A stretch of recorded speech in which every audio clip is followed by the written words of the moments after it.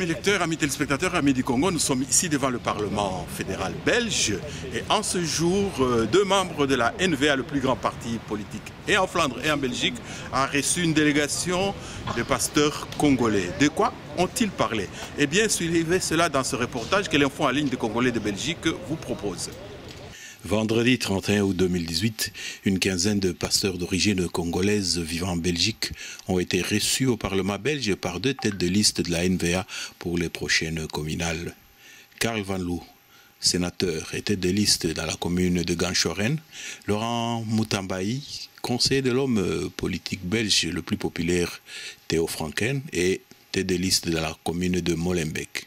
Ce n'est pas un secret, cette rencontre s'inscrivait dans le cadre de la campagne communale et avait pour objectif un échange sur le problème spécifique à la communauté congolaise de Belgique. Les pasteurs n'avaient pas la langue en poche. Tous les problèmes ont été abordés, souvent sans mettre les gants.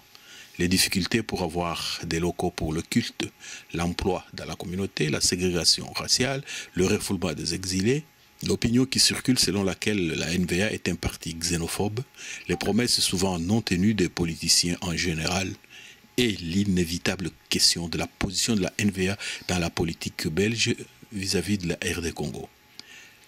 Karl Van Loo et Laurent Moutambaï se sont complétés face à l'avalanche des questions des pasteurs congolais. D'abord, Laurent, on va essayer de balayer une série de questions qui a été posées. Beaucoup, je crois qu'énormément de questions ont été soulevées. On espère en oublier aucune.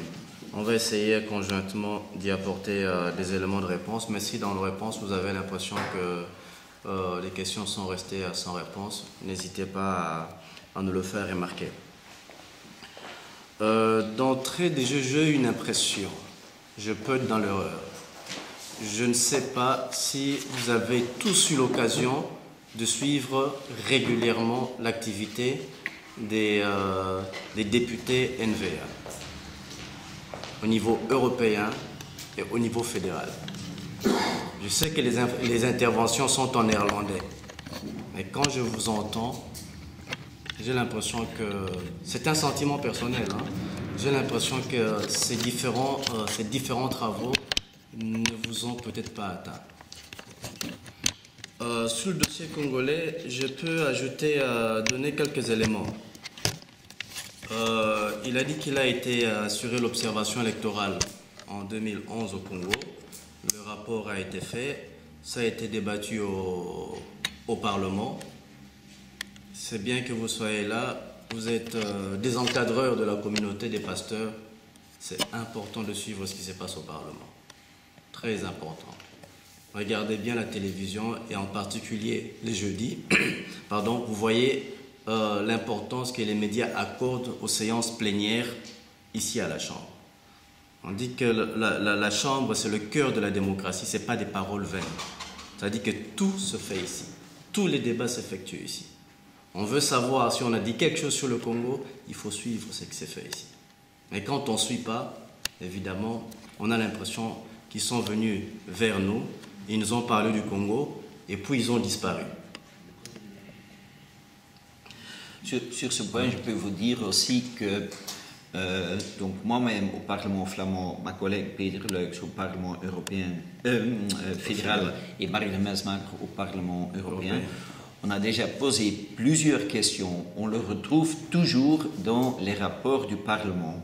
Toutes les questions au niveau fédéral et européen, ils sont toujours traduits en français. Je peux vous dire aussi que notre parti a déposé une résolution qui a été votée il y a un an avec des remarques très claires concernant le Congo, dans laquelle le Parlement, avec une grande majorité, a demandé au niveau fédéral, au gouvernement, de faire ça, de faire plusieurs points concernant la démocratie, les droits de l'homme, la liberté, les droits, la liberté d'expression.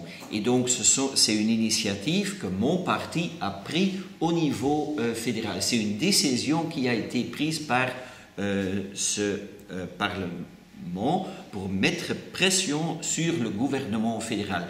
C'est aussi à cause de ça que souvent, il y a des tensions entre le gouvernement congolais, entre Kabila et le gouvernement belge, parce qu'on met pression sur le gouvernement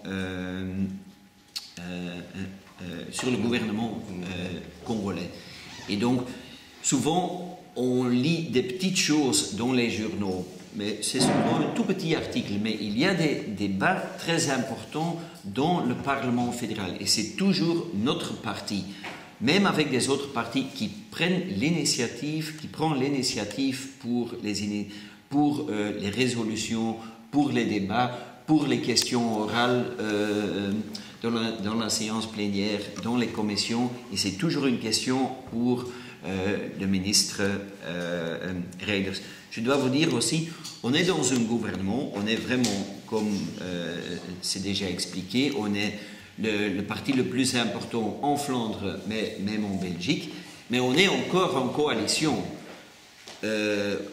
On est en coalition avec 3 autres partis, avec le MR, côté francophone, avec le CD&V, avec le VLD, et ça veut dire souvent qu'il doit chercher un compromis entre les 4 partis. On n'a pas la majorité absolue, pas du tout. Donc ça veut dire... Pardon? Il faut changer les Il a la mauvaise place. Je comprends ce que vous dites, mais on est dans une coalition. Coalition, ça veut dire on doit chercher un compromis avec les autres partis. Côté néerlandophone, c'est plus facile. Côté francophone, c'est plus difficile, comme vous le savez. Et vous savez aussi que beaucoup de partis ont des liens, ils font des lobbying et partout. Et nous avons encore les mains libres dans ce cas. Mais ça, c'est la réalité politique qu'il faut accepter aussi. Mais heureusement, on a voté cette résolution avec des points très clairs, avec des critiques très claires sur le Congo. Mais c'est de nouveau donc ça, c'était le point politique ici. Le point politique, un autre élément qui peut vous servir d'indication dans votre réflexion ou analyse de la situation politique. Vous n'avez qu'à constater un peu la relation qu'il y a eu entre la Belgique et le Congo sous cette législature à laquelle participe la NVA et la relation qu'il y a eu entre la Belgique et le Congo sous la précédente législature à laquelle ne participait pas la NVA. Je crois qu'en faisant l'observation de 2 législatures, on remarque quand même une évolution ou un changement de temps, un changement de comportement dans la manière dont le dossier congolais est abordé. Mais ce qui est aussi important, le vieux Pelé l'a relevé, on vit aussi ici. En menant le plaidoyer pour le dossier du Congo, que je fais moi-même au Parlement. Parfois j'embête souvent le sénateur. Ils doivent parfois me trouver saoulant. Mais le dossier Congo, mais il y a eu ça au Congo, mais il y a ça. Est-ce que le parti... Voilà, est-ce que le parti ne prend pas position? Est-ce que le parti ne prend pas position? Vous ne savez pas. Vous avez l'impression qu'on ne fait rien. Mais il y a des gens qui sont embêtés et il y a des gens qui embêtent. Et moi, je suis la personne qui embête. Je suis dans ce rôle-là. Parfois, c'est embêtant. C'est pour moi d'embêter, mais je fais aussi mon devoir. Mais quand j'embête, vous ne savez pas que j'embête. Et quand les autres sont embêtés, vous ne savez pas non plus qu'ils sont embêtés pour un problème qui vous préoccupe. Mais on pose quand même des questions. On pose des questions, on n'abandonne pas. Voilà. Les résultats, ce qui est aussi clair qu'on doit prendre conscience, tous, on doit bien se rendre compte que ce n'est pas la NVA toute seule de régler ces problèmes. La NVA fait ce qu'elle peut faire à son niveau. La NVA, oui, mais la NVA n'est pas responsable de cette situation. Elle est réceptive, elle comprend, elle contribue, elle fait avancer les débats, mais il y a une complexité. Je vous donne un exemple. Quand on voit au niveau du Congo ce qui se passe dans la classe politique, est-ce que la NVA a la main là-dessus? C'est aussi un levier d'action sur l'évolution de la situation. On a poussé, on a tenu à ce qu'il y ait les accords ont eu lieu, les accords ont été appliqués. Il y a un groupe qui estime que les accords ont été correctement appliqués. Un autre qui estime que les accords n'ont pas été correctement appliqués. Ici en Belgique, on attend que la NVA change la situation. Concrètement, nous sommes ensemble. Qu'est-ce que la NVA fait dans ce cas? Quand on voit des personnes connues de l'opposition quitter l'opposition, entrer au gouvernement, dit-vous, c'est le gouvernement d'union tel qu'on l'a voulu dans l'accord. Et le gouvernement se met en place. Ici, le résistant, le combattant, le Belge d'origine congolaise va dire quoi? C'est des situations auxquelles, comme ça, on doit penser nous-mêmes, on attend beaucoup de la NVA, je comprends. L'attente est énorme, c'est vrai, légitime, mais la NVA toute seule ne peut pas débloquer cette situation. Ça demande beaucoup plus d'efforts. Il y a eu une rencontre entre le président du parti Bart de Wever avec la communauté congolaise à Anvers. La même question a été soulevée. Plus ou moins la même réponse a été donnée. Selon les leviers du pouvoir dont dispose la NVA, on actionne, mais la NVA n'est pas la seule à disposer du levier de pouvoir qui peut changer toute la donne au Congo. Il y a plusieurs leviers de pouvoir. C'est un travail auquel il faut s'y faire. Le sénateur l'a bien relevé aussi. On est en coalition. La coalition est une coalition. Dans un ménage, il y a papa, il y a maman, il y a des enfants. Papa n'en fait pas que sa tête. Il tient compte aussi de maman, il tient compte aussi des enfants. On essaie de trouver. Il peut peser. Il pèse, mais il n'ignore pas.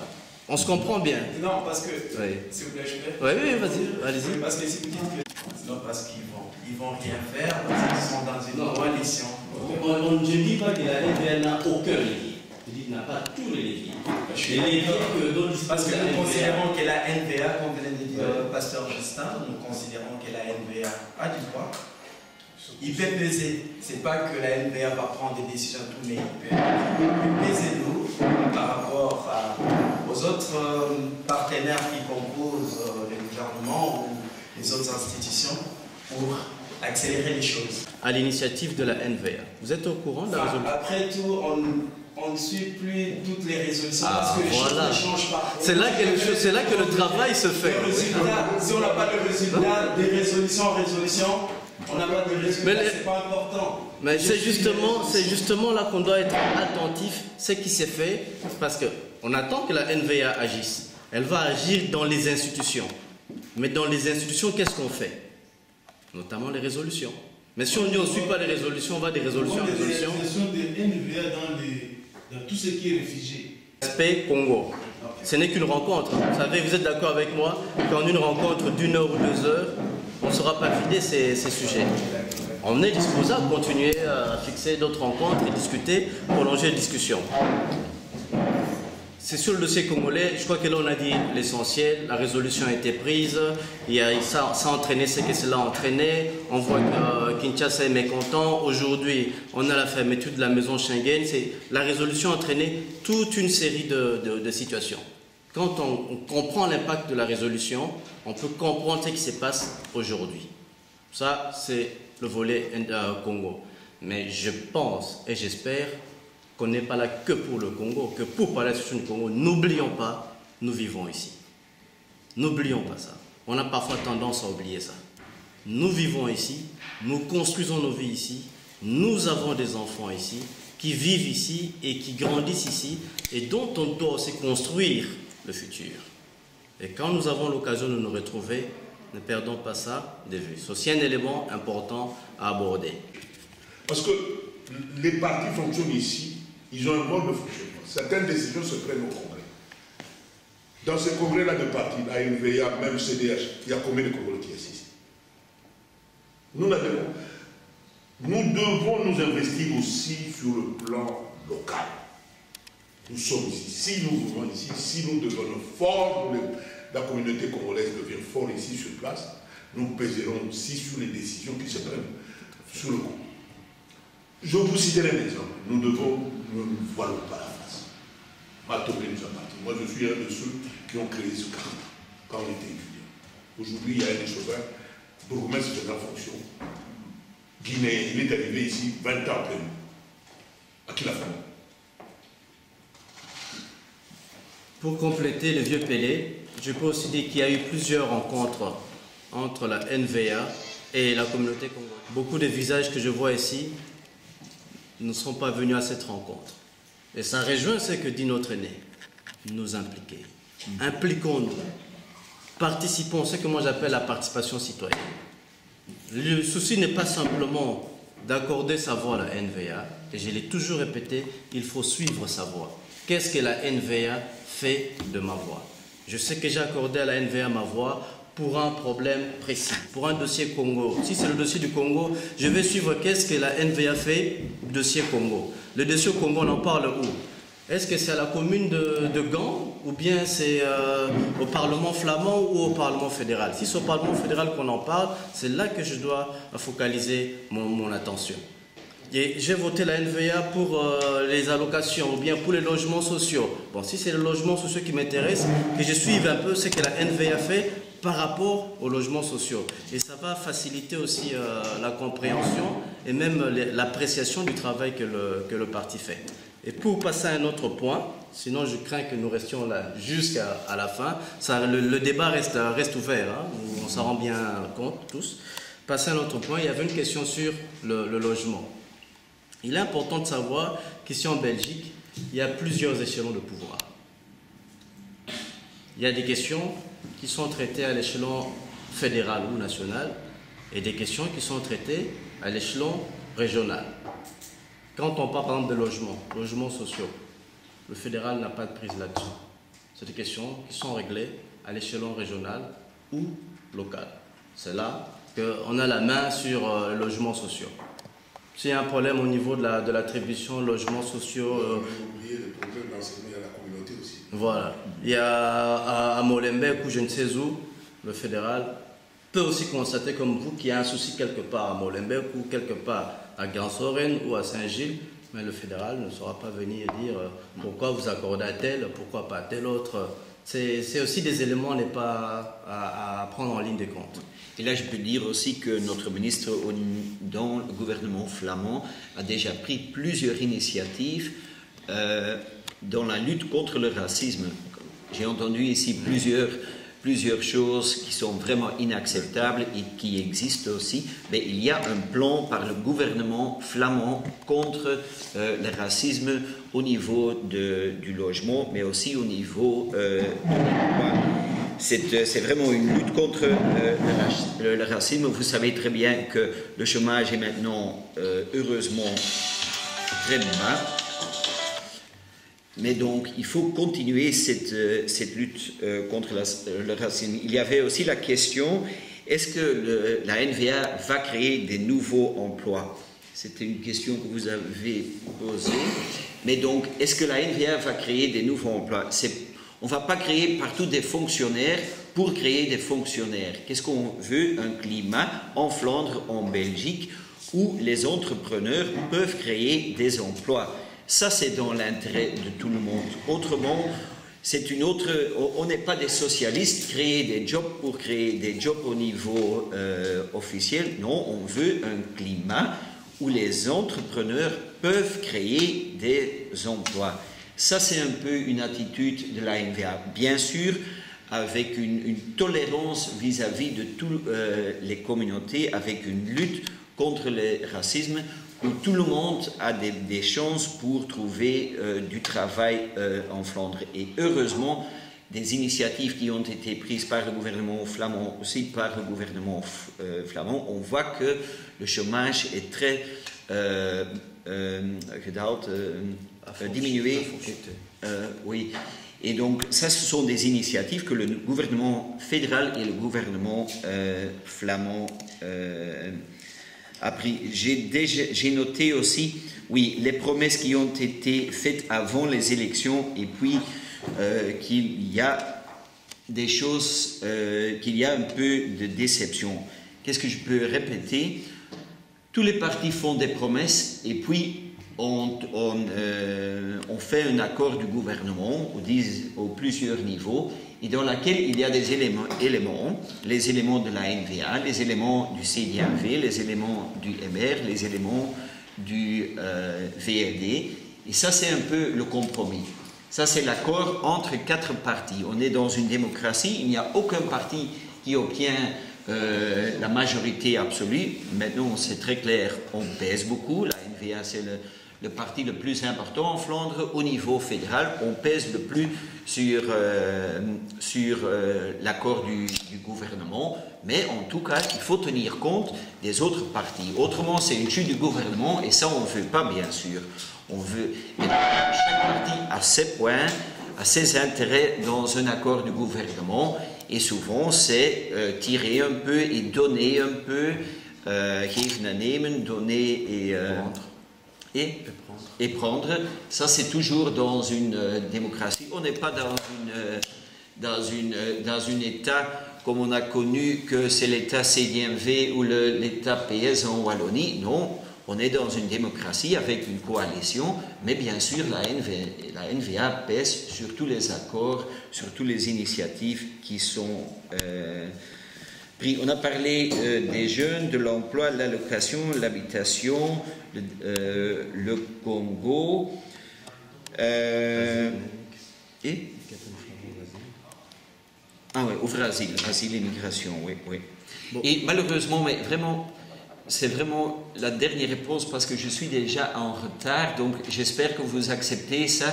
Donc, Laurent, je vous passe la parole pour la dernière question. Ok, il y avait une question sur l'asile. Il y a des gens qui sont là, qui n'ont pas de séjour.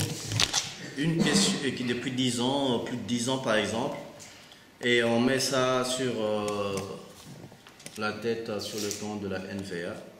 Mais il faut aussi savoir que pour ceux qui sont depuis 10 ans ou 15 ans qui ont fait 15 ans, 20 ans sans séjour, c'est pas à cause de la NVA. Mais nous sommes responsables, on n'ira jamais à notre responsabilité, notre bilan, nous sommes là depuis 2014. Mais si c'est notre responsabilité parce qu'on est là depuis 2014, les plus responsables, ce sont ceux qui étaient là avant nous et qui ont laissé la situation perdurer aussi longtemps. Le secrétaire d'État, dans sa philosophie, c'est d'éviter justement ce genre de situation où il y a des gens qui restent des très très longues années dans l'incertitude. 10 ans, 15 ans après, demander à une personne de quitter le pays, même quand il est clairement établi qu'elle ne remplit pas les conditions pour rester ici, ça devient inhumain. Maintenant, à qui la faute?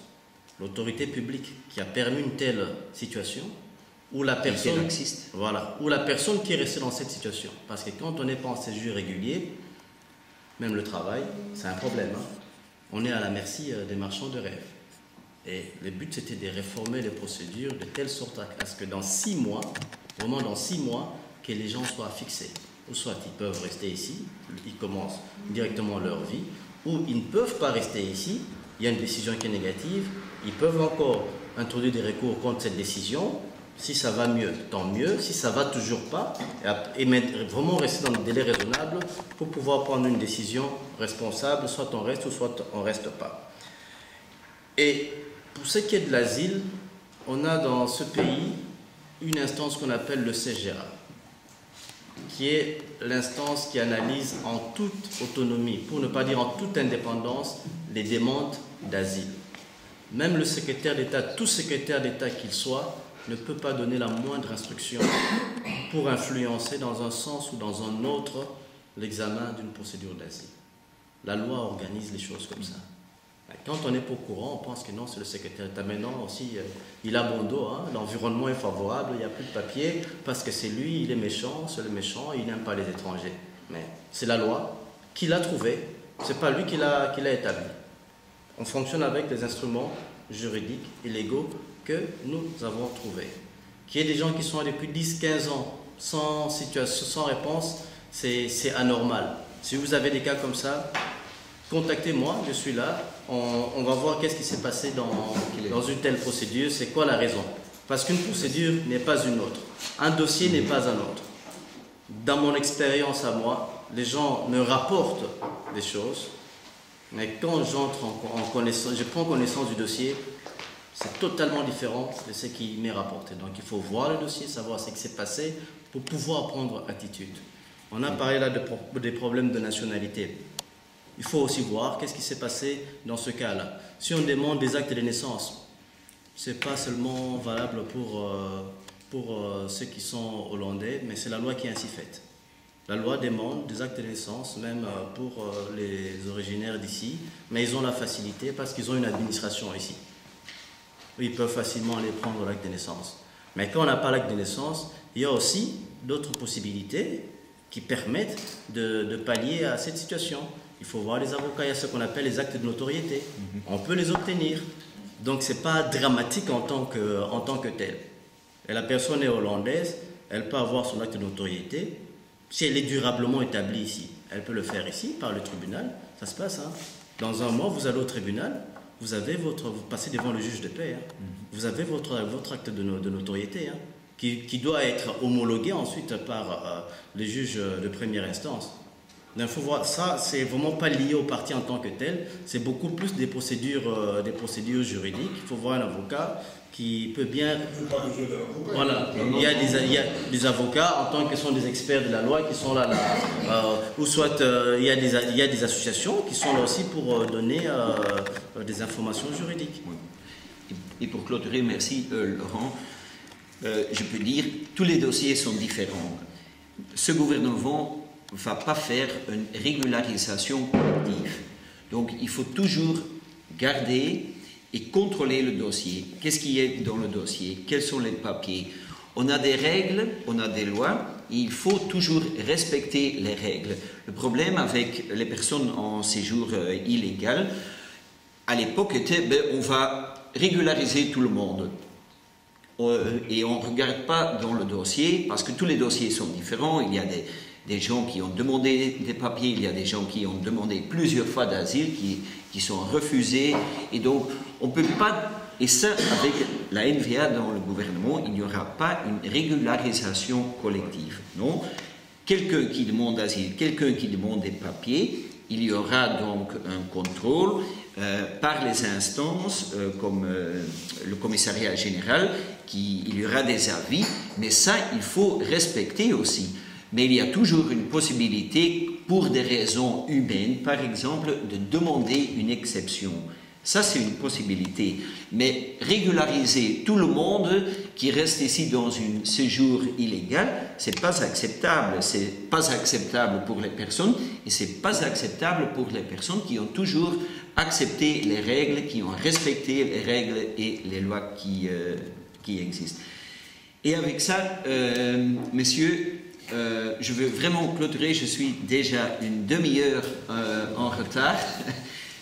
C'était très intéressant.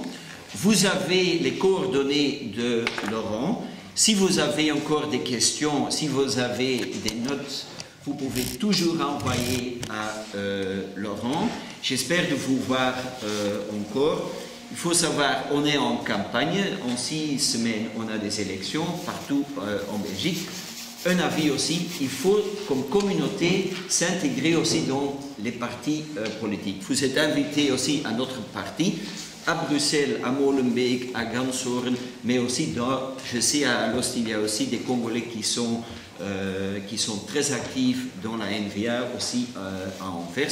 Je vous invite, mais si vous avez des bons contacts avec les autres partis, aucun problème, c'est la démocratie et on respecte la démocratie.